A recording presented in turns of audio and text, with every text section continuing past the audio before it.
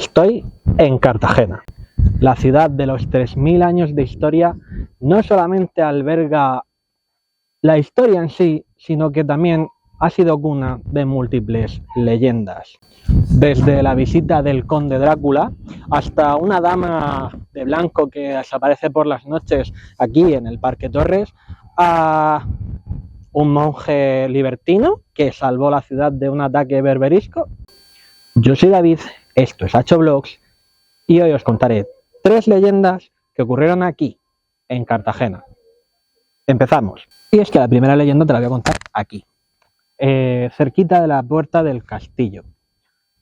¿Sabías que Drácula estuvo aquí, en la ciudad de Cartagena? Pues sí, eso es lo que cuenta la leyenda, porque parece ser que mucho antes de que en 1896 el afamado autor Bram Stoker publicase su afamada novela El Conde Drácula, el propio Vlad Dracul estuvo aquí en la ciudad.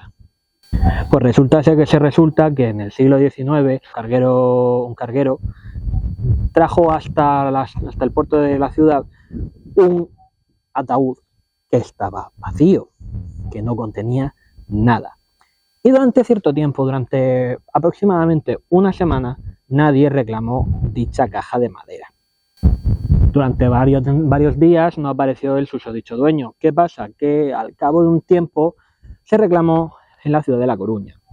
Y el ataúd vacío hizo un viaje a lo largo de la orografía española, desde ni más ni menos que Cartagena, pasando por Almería, Borox, Toledo, Comillas y Santillana del Mar, que ya me diréis vosotros qué leches hace un ataúd rumbo a Coruña pasando por Santillana del Mar.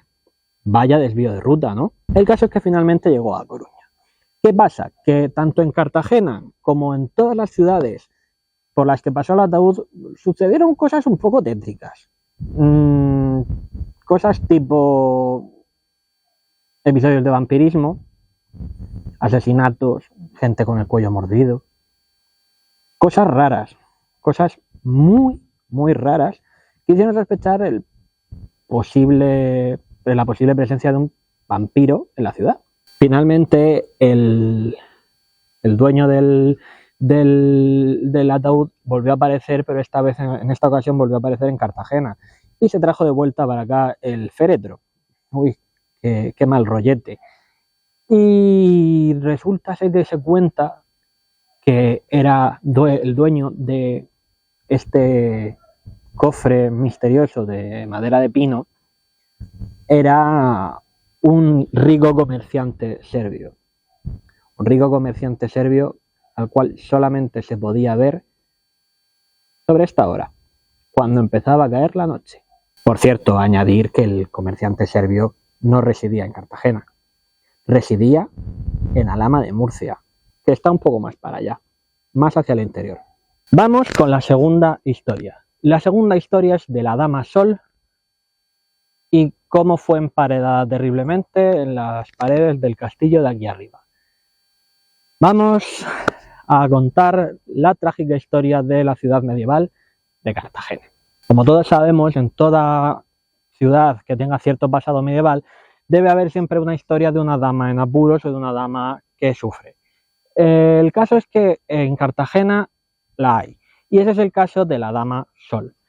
La Dama Sol fue una dama que sufrió mucho.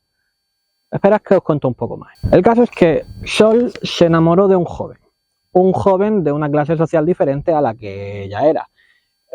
Digamos que ella era de la alta burguesía o nobleza y el joven pues seguramente sería clase baja, un campesino quizás, no lo sabremos nunca. Se enamoró perdidamente de él porque el chaval, pues la verdad es que se portaba bien con ella para ser los estándares de la época. La comprendía, la escuchaba, sabía qué hacer en cada caso y pues digamos que le hacía un poquito más de caso que el resto de muchachos, ¿de acuerdo? El caso es que cuando la Dama Sol quiere casarse, el padre se opone, dado que el muchacho no tiene los suficientes recursos económicos como para costear la boda ni la dote de la muchacha. Entonces el joven decide pues lo que se solía hacer en aquella época.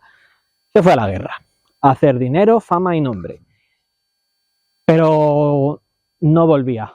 El muchacho no volvía y seguía sin volver.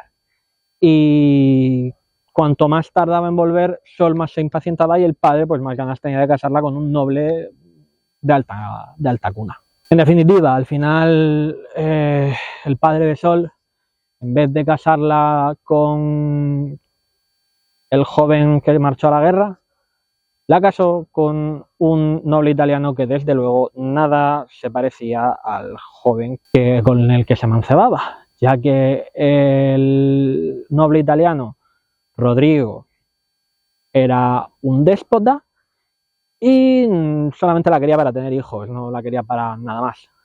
No la amaba, no la respetaba, no la hacía sentir bien. El caso es que Rodrigo se afincó justo aquí arriba, en el castillo de los Patos, en el castillo de la Concepción, mejor dicho. Y pues Sol se fue a vivir con él como buena esposa de la época.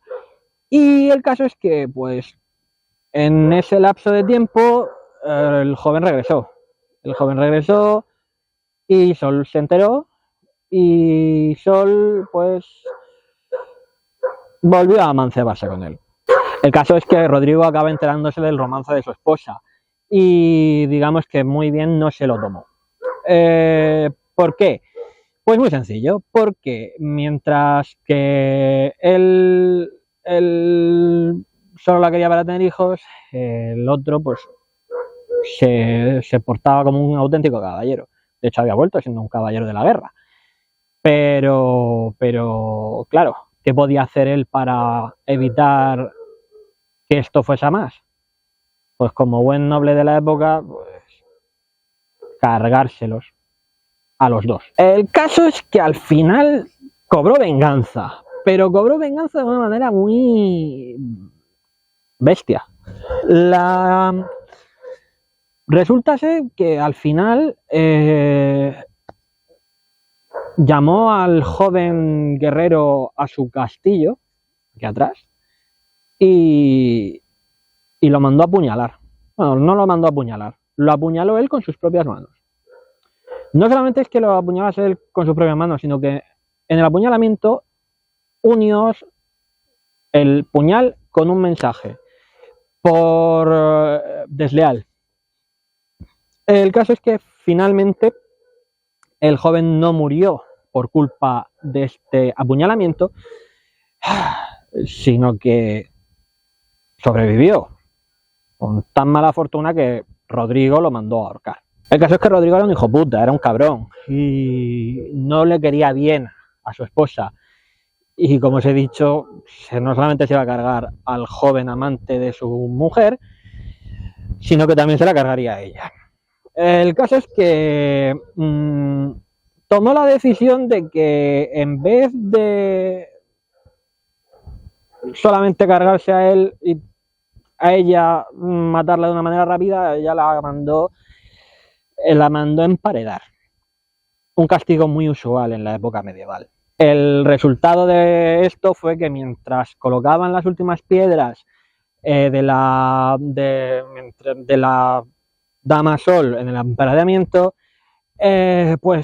ocurrió pues que ejecutaron al amante de la esposa de Rodrigo, es decir, de la esposa de Sol, y pues terrible esto. Mientras colocaban las últimas 3 piedras se lo iba narrando absolutamente todo. Y Sol, pues muy astuta de ella, lo maldijo. Lo maldijo con su propia muerte unos días después, unos 20 días después.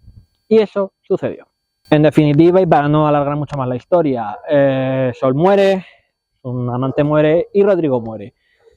¿Qué tiene como resultado? Pues que al final Sol lleva siglos y siglos vagando por los pasillos del castillo de la Concepción, llorando por su trágico destino. Muy poético todo. Cae justamente la noche en Cartagena y me viene de perlas para contaros la próxima historia. ¿Queréis oírla? Me viene de Perlas para contaros la historia de cómo un monje libertino, digámoslo así, se salvó la ciudad de una posible catástrofe berberisca. Vamos por el principio. Durante el siglo XVI en Cartagena existió una cosa que se llamaba el convento de San Diego, ¿de acuerdo? Y estaba habitado por monjes. El caso es que nuestro protagonista de hoy no es que se dedicase precisamente a lo que se dice la vida contemplativa. Le gustaban mucho los bares, las tabernas y solía ser un habitual de estos sitios de ocio medieval. Y le gustaban mucho, la verdad. El caso es que este monje, por mucho que lo quisiese pintar de otra cosa, era un tibio, o sea, le gustaba beber, le gustaba mucho beber. Y en definitiva, lo que le iba de beber, pues lo pasaba mal y normalmente le solían castigar bastante en el convento, en el monasterio de San Diego. El caso es que un día, para evitar que se le fuese mucho la bronca, le echase mucho la bronca el abad o el prior o bueno o como sea, de los monjes, el jefe de los monjes, para evitar que le echase mucho la bronca, pues fue a darse una vuelta por las inmediaciones del puerto. Y resulta que en un momento de lucidez maravilloso vio cómo se acercaba un barco sospechosamente rápido. Y además que Cartagena es una ciudad muy abierta al viento y se acercaba bastante rápido ese barco, ¿eh? Y lo vio. El caso es que a esas horas de la noche era muy raro que hubiese tráfico marítimo. De hecho, a estas horas suele ser bastante raro que haya tráfico marítimo. Y pensando, de repente le vino un momento de lucidez y se dio cuenta de que realmente eran piratas berberiscos. El caso es que ese momento de lucidez no duró precisamente un momento, duró bastante más y salió corriendo camino del sitio donde estoy justamente ahora, de la linterna que era el faro que indicaba dónde se encontraba la ciudad y cómo orientarse a los marineros que por fortuna o no llegaban a esas horas de la noche. Para evitar una catástrofe lo que decidió fue pues básicamente subir rápidamente corriendo. Dime tú, como con una miopera del 15 subes corriendo el monte del que estamos. Subió y lo mandó a apagar porque venían los piratas y lo hizo. El caso es que además de apagar el faro, el momento de lucidez no se quedó ahí. El momento de lucidez llegó un poco más lejos y la verdad es que pues decidió, en vez de solamente quedarse ahí, hacer llamar a la milicia local. En aquellos tiempos, llamar a la milicia local implicaba tocar las campanas de los monasterios y de los conventos y de las iglesias llamando a la guardia. Entonces pues lo hizo, pues se debió correr pues como que 30 iglesias que había por aquel entonces en el centro de Cartagena, y la milicia local acudió rauda y veloz a defender el puerto desde la antigua muralla medieval. El caso es que al final resultó bien en lo que hizo, no solamente porque desorientó a los piratas y chocaron contra un arrecife cercano, sino que además consiguió que los piratas falleciesen a manos de la milicia local, defendió la ciudad y ganó la injusta reyerta. Y con esto el vídeo se termina. ¡Qué historias, eh! No tan interesante como la historia que aconteció en el año 2019 con el Mar Menor. Clica en el enlace que te dejo a continuación para poder saber de qué va la cosa.